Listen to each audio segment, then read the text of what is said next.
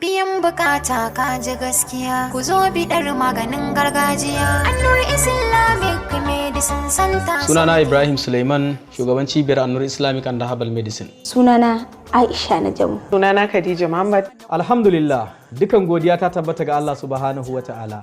Ba za mu gushe muna farin ciki tare da godewa masoyanmu masu karɓar magunguna daga gare mu suna jin daɗi, musamman masu amfani da maganinmu da ya shahara da suna masturbation cleanser. Magani da aka samar da shi domin magance matsala ta kankancewar gaba ko tsinkewar ruwan mani ko matsala na rashin ƙarfi ko kuma gaba ɗaya gabanka baya tashi sakamakon wata matsala da istimna'i ya haifar maka. Wannan magani namu na magance matsala ta rashin aihuwa. Duk wata nasara da wannan cibiya ta samu a duniya sanadiyar masturbation cleanser ne, domin magani ne da har yanzu babu kamashi. Lambobin yabo a koda yaushe da kuma godiya ga Allah da muke ji daga bakunan al'umma, wannan abin shi yake samu farin ciki, yake ƙara samu hoɓɓasa wajen ƙara inganta magungunanmu domin magance larurori daban-daban. Muna da ofisoshi a birnin Accra na ƙasar Ghana da kuma birnin Kumasi. Muna da ofis a birnin Kano, Lagos, Abuja, Jalingo, Daura, Funtuwa da kuma birnin Mina. Muna da ofisoshi a birnin Niamey, Agadas, Arlit, Difa, Tawa da kuma birnin Maradi. A yanzu haka wakilanmu na nan cikin birnin Tripoli da kuma Sabaha da kuma Misrata. Al'ummar ƙasar Saudiya muna da wakili a nan birnin Makka, za ku iya samun magungunanmu a wurin shi. Al'ummar ƙasar Kamaru muna da ofis a birnin Duwala. Masu fama da matsala na hawan jini ko ciwon suga ko ciwon hanta ko ciwon koda ko matsala na infection ko mai tsananin infection a jikin ɗan adam. Masu fama da matsala na fibroid wato ƙarin mahaifa wanda ke hana samun ciki ko ke sa yawan ciwon mara, mun tanadar muku ingantattun magunguna kamar yadda kuke gani domin raba ɗan adam da cutar da ke damun shi. Wannan cibiya muna hada idanuwanmu bacci domin binciko magunguna daga littattafai da kuma har hada su ta bangaren hada tsirrai da itatuwa da sake-saki domin samar da magunguna na gargajiya masu inganci. Za ku iya tuntubar mu ta waɗannan lambobi da muka saka na garuruwa da kuma ƙasashe daban-daban. Muna aiki na delivery service a ko ina kake, za mu iya aika maka da magungunanmu cikin yardar Allah subhanahu wa ta'ala. Mai kafta na amburazas suna daban ne. Assalamu alaikum. Wa alaikum assalam. Sannan zuwa. Kai ya haka mun yi da kai cewa zan zo mu wuce guri na ganka ko shirya baka ba me haka? Ranar tashin alkiyama za a jima ana hisabi tsakanin mutane da teloli. Me faru? Yau muka yi alkawari da shi zai bani kayana, ya kashe wayansa, kullum kai magana shi sai ce mamarsa ta rasu. A wannan zamanin kake bari teloli suke bata ma lokaci. To ya zan yi idan telo bai bata mai ba? Lokaci. Mai kafta na amburazas suna daban ne. Bibi kika gani? Gaskiya kayi kyau. BMK mai kaftan kenan. Masha Allah. Ba fa ko ina bane suka gwangwaje ni na zamo santalele, sai BMK mai kaftan. In kana bukatan kaya ko basu gwada ka ba suna kallon ka za su iya sita maka kaya. Ai ni ma daga yau shi zai dinga dinka min kaya. Ai mu ba mu da wani wanda yake dinka mana kayan ba BMK ba. Babu wani telin da zai karasa mini ciwon kai. Ni yanzu mutane ma zan dinga ɗiba mu dinga garzayawa BMK mai kaftan. To lokaci ya ƙure ya kamata mu fara tafiya. To mu je? Mu je ko? BMK Mai kaftan. BMK mai kaftan. Ba ruwanka da tashin hankalin tela. Domin gudun matsalolin tela da gudun disappointment, ku tuntuɓi BMK mai kaftan. Gidan ɗinki kenan. Suna ma yara, suna ma manya, suna ma maza, suna ma mata. BMK mai kaftan suna ɗinki kaga ya hau jikinka cip cip yanda ka san an gwada ka da rula. Domin samun BMK mai kaftan akwai nambobinsu kamar haka. Za ku iya kiransu kuma suna delivery a ko'ina. Mai kafta na amburazas suna daban ne.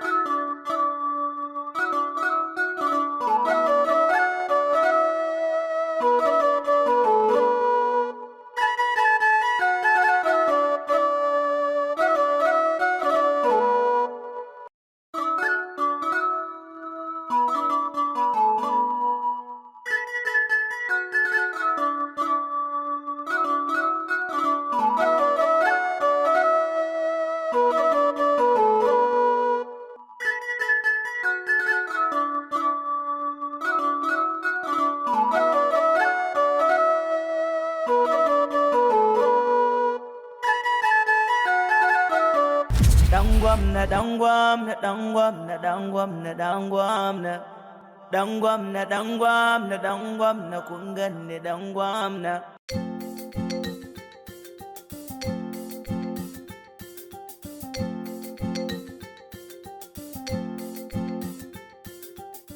A dole a kalle ni, a dole ku dube ni, mata ma da sun gani, a dole ku saso ni. Dan gwamna, dan gwamna, dan gwamna, dan gwamna, dan gwamna. Dan gwamna, dan gwamna, dan gwamna, kun ganni dan gwamna. Dan gwamna, dan gwamna, dan gwamna, dan gwamna, dan gwamna. Dan gwamna, dan gwamna, dan gwamna, kun ganni dan gwamna. Yawwa, mamma, in jin dai baka je wannan suka yi maka illa ba. Yadda take ce min ka tafi ka je kai faɗa da wannan ɗan iskan yaron na ce, me yasa ta tura ka? Haba inna, wannan yaron ya isa da ke ni. Tsayin kafa ne na ga wani karfi gashi gurgu. Na tafi har inda suke zama, can batta su, na ci karo da shi na kama shi, zane shi ne ba ma faɗa maka ba. Ka ji mutumin arziki, ka ji ɗan uwa na gari wanda yake shigan wa ƴan uwansa middin ya ga ƴan uwan shi cikin matsala, hankalinsa ya tashi sai ya ga ya masu maganin abin da ke damunsu. Ba irin su ɗahe ba. Shi fa ɗan uwa ne. Yawwa, ba yadda za a ce ɗan uwanka bai da rana a gurinka. Akwai ran da shi ma ɗahen zai miki rana. Kina zaman ki za ki ga ya miki rana in Allah ya yarda. Bai da wani rana a tattare da mu. A'a an tawa. Shi ma ɗayar akwai ranar sai idan ta zo za ki ganta. Bai da wani rana in ban da fitina da masifu da yake kwaso mana. Ranan dai inda yake yi ya san inda yake yi can wajen abokanan sharholiyarsa su yake yi wa rana amma ban da ƴan uwansa. Ina barin tashin koma kin san yanzu yanayin aiki babu zama. Ka tashi ka je ka nema. Ina me yake son to muku da shi?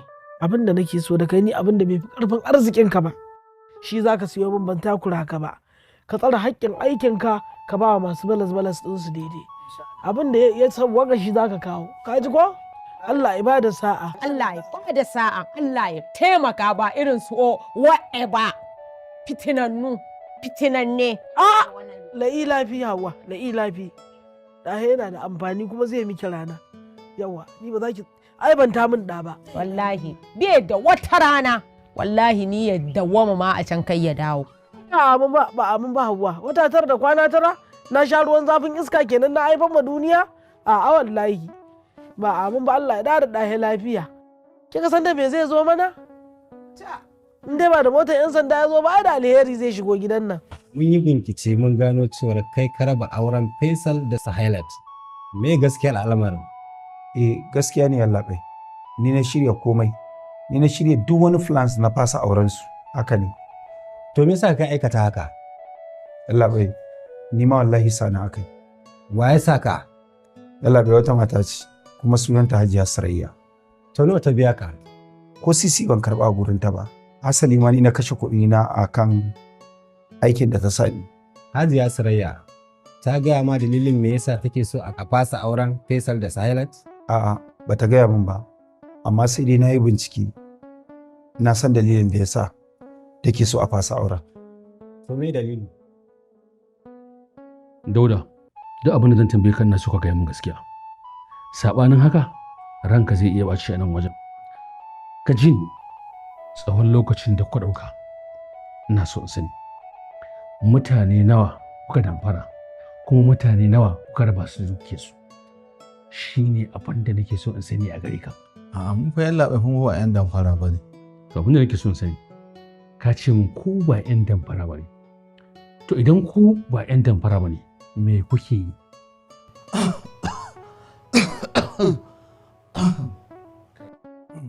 A kawo maka ruwa ne? Na ga haka kwari? Action is louder than voice. Daga jin wannan taron da kake. A'a, yallaɓai mu fa ba 'yan damfara ba ne. Wannan abin da ka ga muke yi, mun ɗauke shi a matsayin hanyar neman abincinmu. Kai, daga tamun da wannan zancen banza. A haka ne kuke neman abinci? A je a ɗaura aure? Ku damfara mutane? Ta ko'ina? Kuma kana gaya min cewa wai ku masu neman abinci ne? Da damfara ko? Na ji ka. to shi kuma shigar masu kuɗi da kuke yi kuna zuwa kuna hawa manya-manyan motoci kuna jin ra'ayin mutane kuna jan hankalinsu kuna neman kwangiloli a hannunsu shi kuma wannan menene yallaɓai duk waɗanda ka ga wannan abin ya haɗa mu da su duk ba mutanen kirki ba ne, mutanen banza ne fa. Kawai yallaɓai ja ne ya faɗo kawai ja ya ɗauka. Ka faɗi dai haka, ja ne ya faɗo ja ne ya ɗauki, amma a binciken da muka yi a kan ya tabbatar mana da cewa kuna ɓaci kuma kuna yin zamba cikin aminci. Ni fa yallaɓai da yake ba cika hausa na fiye iya ba, ni ba san wani zamba ban san wani zamba ba. Ranka daɗe kwace da kace muna yi mu fa ba wai kwace muke, masu kwacen waya daban, kuma mu da kake gani wallahi mu ba barayi ba ne. Kaga magana muke ta fahimtar juna ni da kai, gaskiyarka za ta sa in ba da kai beli ko in fitar da kai. Kuna kwace mana hakan ya sa kuka dambar lari naira miliyan 3. Sa'ilin nan kuka je kuka dambar Hajiya Laila kuɗi na guga wuri naira miliyan 30. To ai yallaɓai wannan tsohon zance ne, ita lari ba ta isa ta zo ta dubi idona ba ta ce wa mun damfare ta, kuma mun mayan mata ma da kuɗinta, ka gani? To in ka faɗa ka, ita kuma Hajiya Laila da kuka mata zamba cikin aminci na naira miliyan 30 ita kuma fa? Ita yafi wannan ce, kuma ta ma turo yaranta ɗirga-ɗirka 'yan daba suka zo suka kwace kwandala yallaɓai ba su ban mana ba, sun je sun kai mata da kuɗinta. Shikenan, wato ku a haka kuke neman abinci, idan kun fi ƙarfin mutum sai ku kwace masa dukiyarsa saboda kuna ganin kun fi shi dabara da wayo. Yallaɓai ba da muka taɓa kwacewa kuɗi da ƙarfi, mu kawai 'yan dabaru muke yi, ka gani suke ɗauka kuma suke bamu.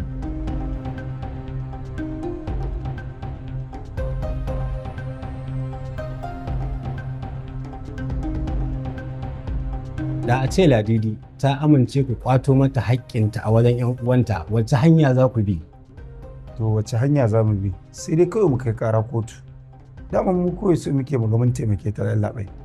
Kuɗin da za ta samu idan kotu ta kwatar mata haƙƙinta yana da yawa. Ku nawa kuke tunanin za ku samu?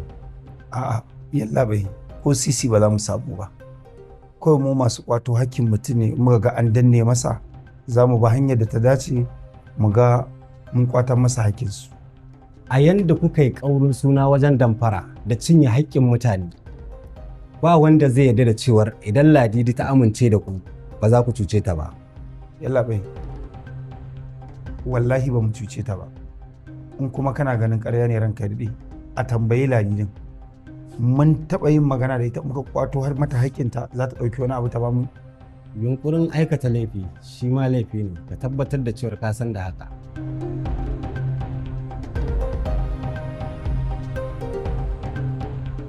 Barka da zuwa cibiyar Almubaraka, cibiyar da ta kware wajen kawo muku magungunan HIV da na sikila.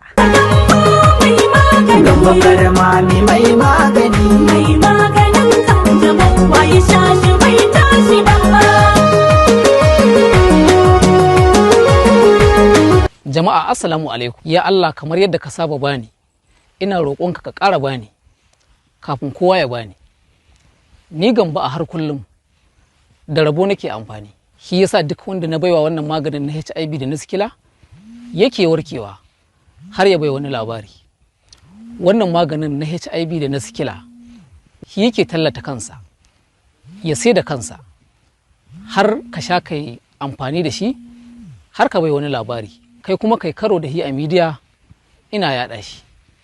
Babbar hikimar mai cewa ka bashi rabin kuɗin maganin HIV, idan ka warke ka cika masa, idan ya gama baka maganin da kansa yake siyo kayan gwaji ya ja jinin ka ya rubuta ya ce ka warke. Kar ka yadda idan ya gama baka maganin ya gwada ka a karan kansa. Hasali idan ka gama shan maganin HIV a cikin kwana 60 to sai ka yi gwaji sau 3 za ka tabbatar da maganin ya maka amfani. Jama'ar da suka karɓi wannan maganin na HIV wannan sarkin aska Abdullahi ya gadar mu ne dalilin jin daɗin da suke miƙo gaisuwa gare shi.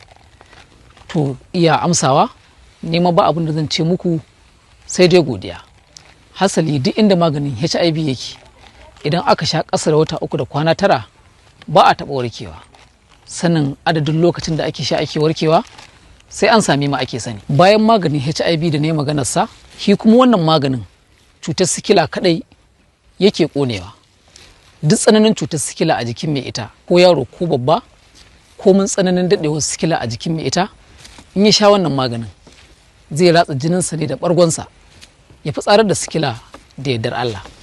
Wannan maganin yana taimakawa mai jini AS, yana ratsa jininsa da bargonsa. Albarkar annabi da alkur'ani in har yi amfani da shi, maganin yana ratsa bargonsa da jininsa ya koma AA da yardar Allah. Maganin bahi da zartsi, gahi bahi da bauri. Maganin mu bahi da ɗaci. Wannan jarka guda ɗaya a yanzu naira 15,000 ce wannan jarka guda ɗaya. Amma mai cutar sikilar sai ya faɗa mana adadin daɗewata, za mu gaya masa adadin robobin da zai amfani da su. Kuma duk inda kake a cikin state 36 na faɗin Najeriya, muna da wakili na dindindin, idan ka buƙace shi za ka same shi. Babban adres ɗin da aka haɗa wannan maganin na HIV aka tace shi yana a jihar Kano, Gabasawa Local Government, Karmami Town.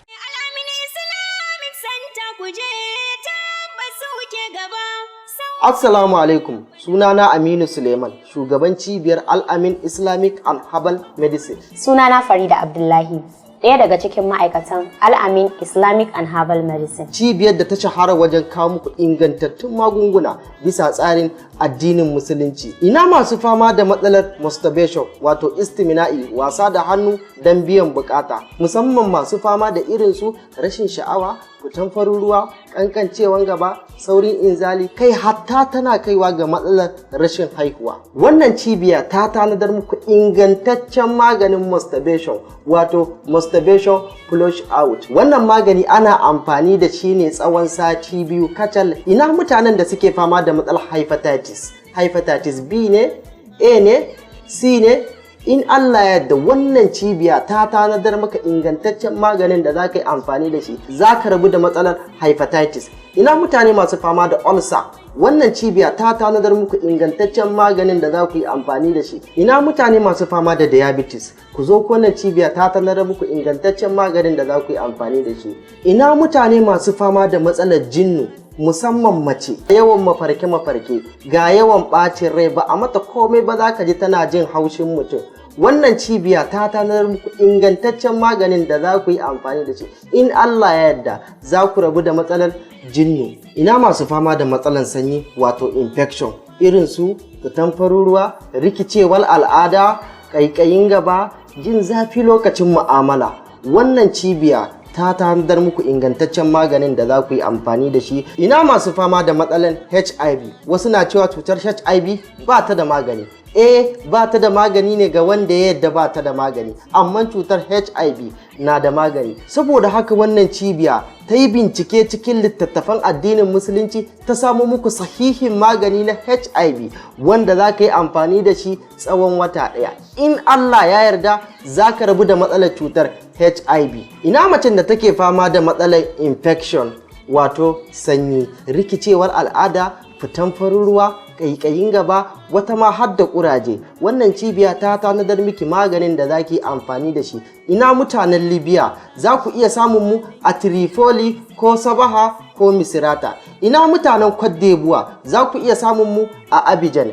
Ina mutanen Ghana, za ku iya samun mu a Accra. Ina mutanen Kamaru, za ku iya samun mu a Gaundare. Babban ofis ɗinmu yana nan a Na'ibawa, Zaria Road a Top Plaza opposite Taj Bank. A birnin Kebbi kuma, Rafin Atiku, Royal Plaza, shago na namba 10. Ina mutanen Nijar, za ku iya samun mu a Yamai, Maradi da kuma Agadez. Wannan cibiya za ta aika maka saƙonka a duk inda kake a faɗin duniya. Constable.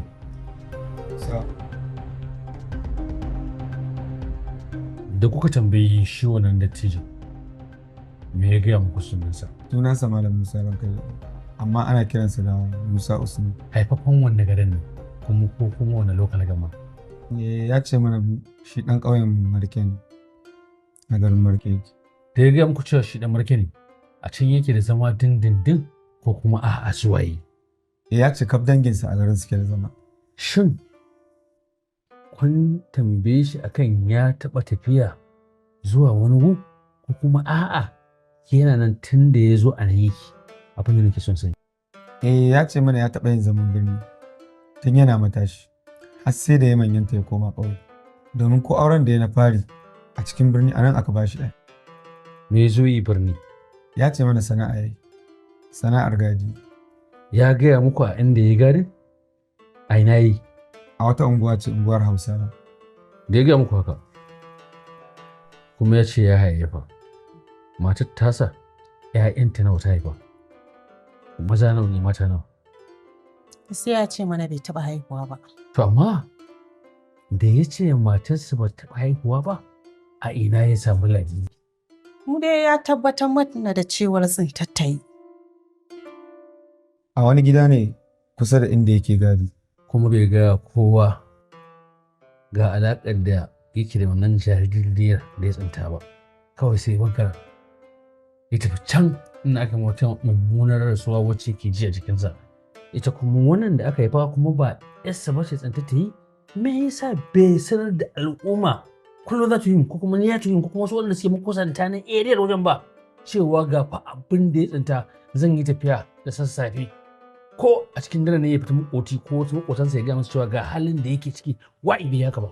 Abin da yake gaya mana ya ce bayan ya kai ta gida sai matarsa ta ji sun shaƙu da yarinyar. Muhari kenan ya bar ta gida saboda ita matar tasa bata taɓa haihuwa ba. Saboda uwa ni ba ta taɓa haihuwa ba kenan ko? Kuma mutane da wani abu ɗaya. Me yasa da ya je can garin da ya dawo bai cikiya ba? Why? Why? Why?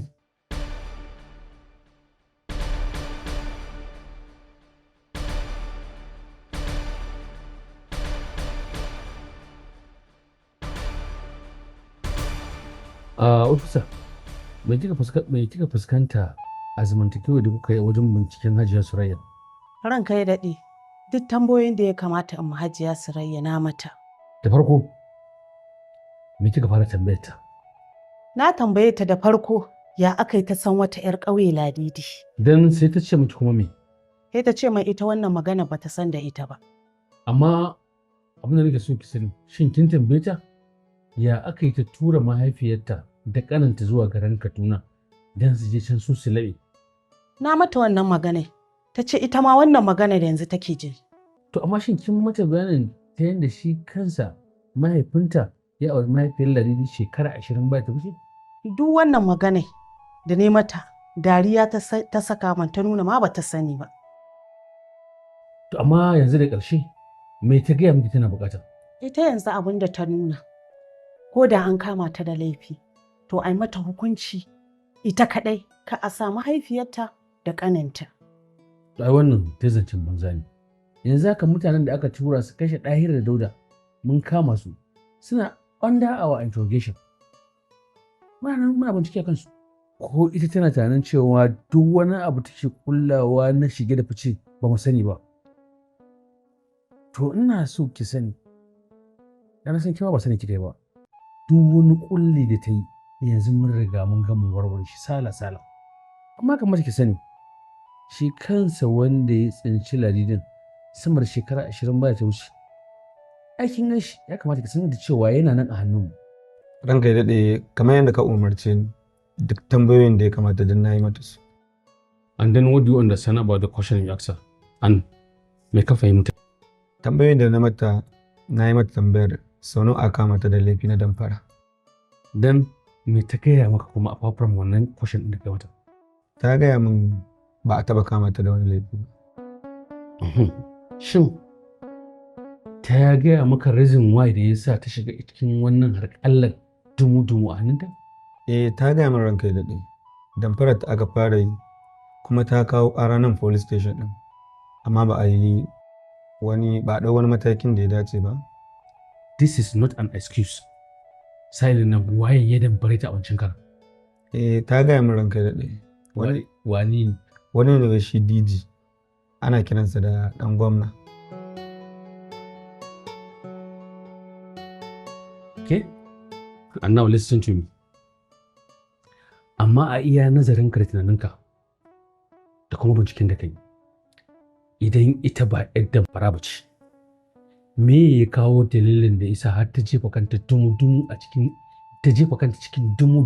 a cikin waccan damfara da kai har ta damfari wata naira miliyan 100? Ta gaya min ranka daɗe.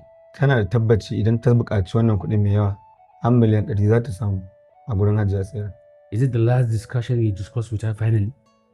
Iya haka kuka yi magana da ita?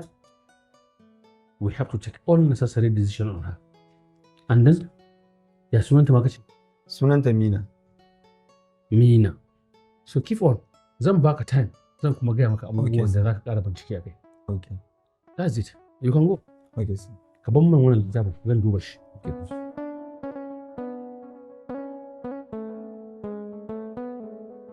Yes, come in. Sa.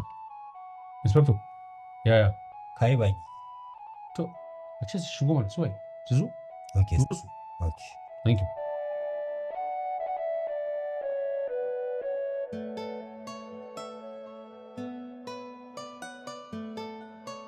Sassauci Islamic Medicine kullum muna bincike cikin littattafan addinin Musulunci domin binciko muku ingantattun magunguna da suka yi daidai da matsalar da suke damunku a halin yanzu. Musamman masu fama da matsala na masturbation, ma'ana istimina'i. Istimina'i shine wasa da al'aura don biya wa kai bukata, yana haifar da illoli a jikin ɗan adam kamar haka. Yana haifar da ƙanƙancewar gaba, sa'annan yana haifar da saurin inzali, sa'annan yana haifar da fitar farin ruwa, yawan mantuwa ko kuma fitsari akai-akai, sa'annan yana sa bugun zuciya ko rashin riƙe hadda. Idan ya yi ƙarfi a jikin ɗan adam yana hana shi aihuwa. A cibiyar sassauci idan ka zo muna da ingantaccen maganinsa da za mu haɗa maka, ka yi amfani da shi cikin sati 2 zuwa 3, ka yi flushing ɗinsa gaba ɗaya da iznillah. Ga 'ya'ya mata yakan haifar musu da rikicewar al'ada ko kuma jin zafi lokacin saduwa. Sa'annan yakan hana 'ya mace aihuwa, sai ka ga an yi aure shekara da shekaru ko batan wata babu. To muna da ingantaccen maganin istimina'i wanda muke bayarwa a yi amfani da shi a rabu da matsalar cutar bi iznillah. Sa'annan muna da ingantaccen magani na ulcer ko kuma na infection, ma'ana sanyi ga kowane irin halitta na ɗan adam. Cibiyar sassauci muna da rassa kamar haka. Babban ofis ɗinmu yana nan a cikin garin Kano. Sa'annan muna da ofis Abuja, Lagos, Bauchi, Sokoto, Maiduguri tare da ƙasar Nijar. Sa'annan muna da ofis a cikin ƙasar Abidjan, ma'ana Cote d'Ivoire, da kuma ƙasa mai tsarki wato Saudiya, da kuma ƙasar Libya da Benin. Sa'annan muna tura saƙon maganinmu a ko'ina kake a faɗin duniya cikin awa 24 saƙonka zai isa gare ka bi iznillah. Sa'annan cibiyar sassauci duk ofisoshinmu ba mu da ofis a ƙasar Benin, sai saman Benin. A kiyaye, mun gode sosai. Barka da zuwa. Da fatan an zo lafiya. Ya aikin? Alhamdulillah, barista. Masha Allah. Akwai waɗanda nake karewa wanda ina zargin kun tsare su sama da ƙa'idar da dokar ƙasa ta tanadar. To akwai mutane da muke tsare da su da yawa a hannunmu, amma barista ban san waɗanda kake karewa ba. Ok, a mutanen da nake karewa akwai Ɗahiru Garba da kuma Dauda Bashir. Ɗahiru da abokinsa Dauda su ne waɗanda kake karewa kenan barista? Ƙwarai ma kuwa. Gaskiya akwai tuhume-tuhume da yawa a kansu. Sun aikata laifuffuka ɗewa, sannan akwai ƙorafe-ƙorafe masu tarin yawa a kansu. DPO kenan. Ai duk laifukan da kuke zargin su da su kawai sunansu zargi. Kotu ce take da hurumin da za ta tabbatar da cewa sun aikata laifin bayan hujjoji da aka gabatar a gabanta. Ai barista kamar yadda ka sani, ni ma a matsayin jami'in tsaro na san da haka. Amma ina so ka sani da cewa shi bincike ba ƙarya bane.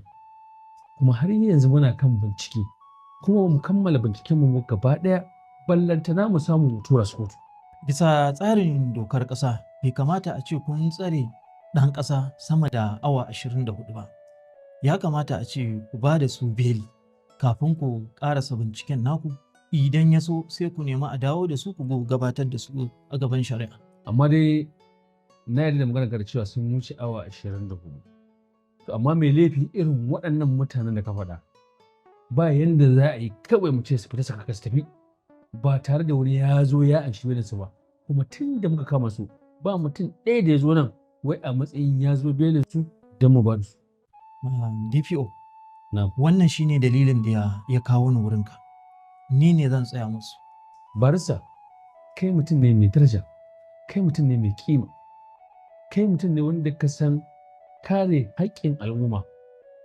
A iya nazarin da ni da kuma kallon da ne maka da kima da daraja da kake da shi, sai na ga bai kamata a ce kai kamar ka za ka zo ka ce za ka anshi belin irin waɗannan mutanen waɗanda suka addabi al'umma ba. A bisa tsarin dokar ƙasa DPO, ba mu da wani shinge ko kuma wani dichotomy na cewa babu wani mutumi da za mu iya kare shi ba. Duk mutumin da aka ce ana zarginsa da wani laifi, ko muna da damar da za mu iya tsayawa mu kare shi ko da ya aikata ko da kuma bai aikata ba. Barista, ba matsala. Za mu cike duk wasu ƙa'idodi da ya kamata a yi ciki. Za mu ba ku ciki kuma duk wata ƙa'ida da ya kamata ka ciki a matsayinka na barista. In yi so, za mu ɗauki belin mu ba tun da ka san da. To shikenan, mun shirya domin ciki wannan ƙa'idar. You're welcome, barista. Ai, muna bin law and order ne, kuma ban ma buƙatar a ce yau mun karye doka da tsarin doka. Ko kuma matsayinku na masu kare al'umma, kuma ya kamata ku san doka da tsarin doka. Ba za mu karya maka doka ba, za mu baka belin su. Kamar yadda ka zo min da wasu proof and evidence takardu na gani. Ba matsala, za mu baka yanzu ka sa hannu, mu baka su. Godiya nake DPO. Thank you. Idan kun gama za mu iya tafiya kenan? Ai mai gida ba fa batun tafiya ba. Kaga ai ba mu san ka ba. Kawai mun je ga ka zo ka yi belin mu. Kaga ba za mu bi ka ba, kawai mu bayan ka ba ta bi ka ko? To abokaina ba ku yarda da ni ba ne ko kuma yaya? Aha bayan labai, ai mun yarda da kai. Tunda har ka zo ka yi belin mu, ai kaga za mu yarda da kai. Amma kafin mu tafi muna so ka gaya mana ko kai waye. Ni lauya ne daga babbar kotun jiha.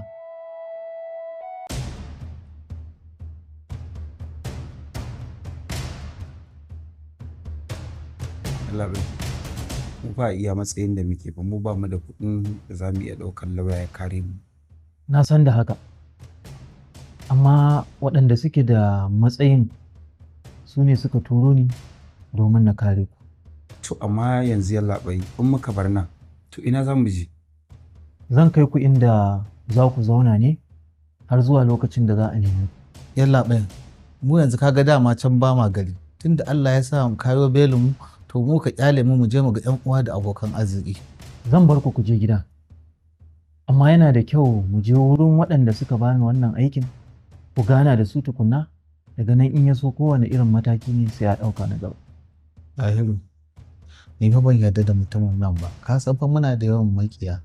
Kila a cikin magautanmu ne wasu suka turo shi. Allah ya belin mu ya ɗauke mu ya kai mu inda za a halaka mu. Abin da nake so da ku shi, ku saki jikin kwantar da hankalinku. Na yi muku alƙawarin babu abin da zai same ku.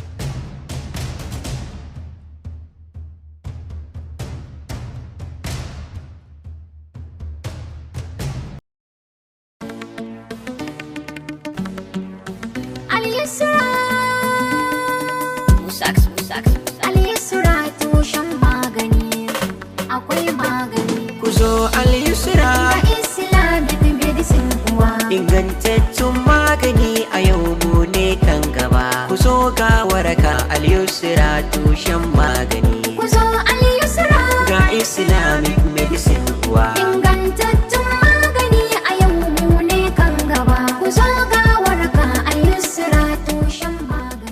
Assalamu alaikum, kamar yadda kuka sani al'ummar duniya, sunana Dr. Muhammad Sani, shugaban cibiyar Al-Yusra Islamic Herbal, cibiyar da muke ba da ingantattun magunguna a bisa bincike cikin littattafan addinin musulunci. Muna kuma research na kimiyya, sannan muna shiga dajijjika domin samo muku ingantattun magunguna a bisa koyarwa ta addinin Islam. Ina masu fama da matsaloli wanda ba san me yake damun su ba, har yanzu muna nan gurin taimakon al'umma inda muka ba su dama su zo mu musu gwaji kyauta da izinin Allah. Duk sanda zan ganka cikin kazar-kazar babu wata azamin kasala a jikinka. To ai dole ka ganni cikin kazar-kazar kuma da kuzari na. Inda na kasance ko da yaushe ina amfani da magungunan al-yusra.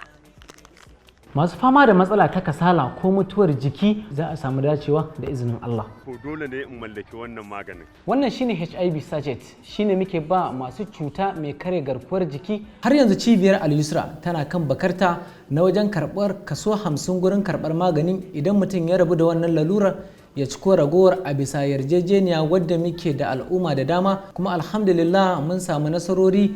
Al'umma mun ga yadda kuke yaba maganinmu.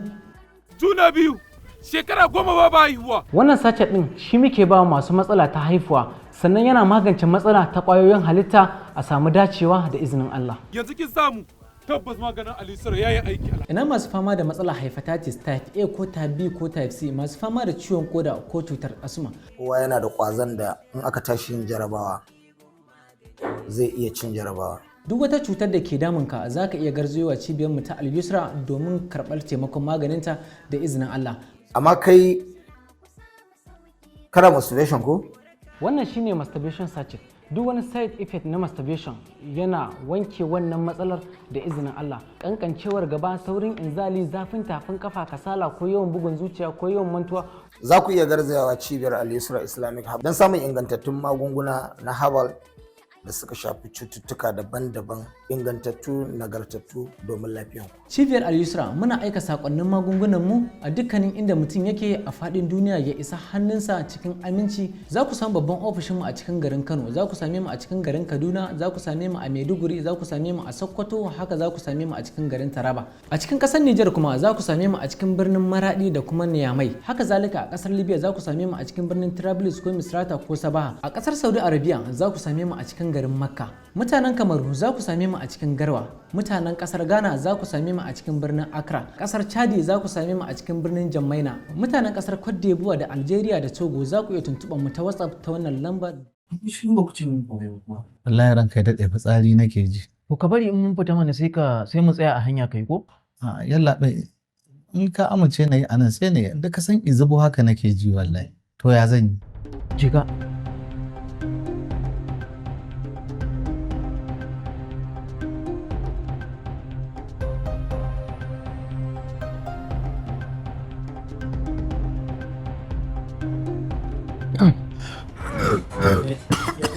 Lafiya? Wallahi laɓe zuciyata ce take ta tashi. Amai nake so in yi. Ko dai malaria ce take damun? Ni za ta iya yawa malaria ne, kasan sauro ya ci cije ni. Ko bari mun fita sai mu biya asibiti a duba ka ko? A'a ba sai mun je ba. Jika.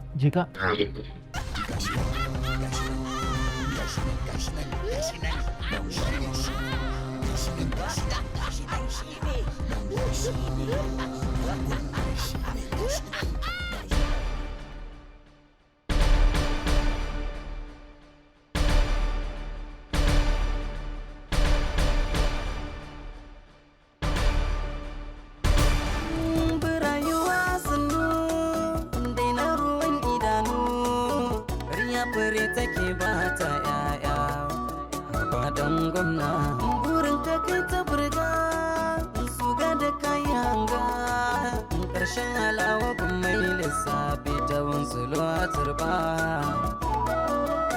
dan gwamna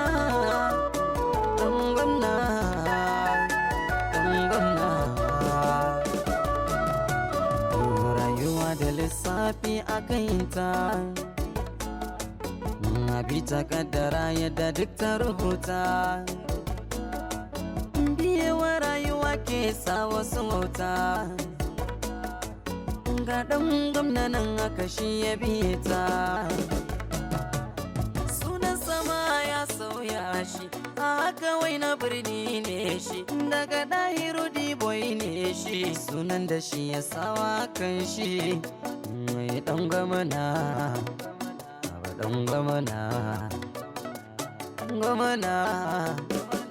dan gwamna abin burga ba zai wa kai ba, yadda kowa ke yi har sutura ba zai wa kai ba, gashi yayi ta bulaye zaman kashe wando duba, shagalinsa yake yi don gwamna bai wa kansa faɗa ba, soyaya kenan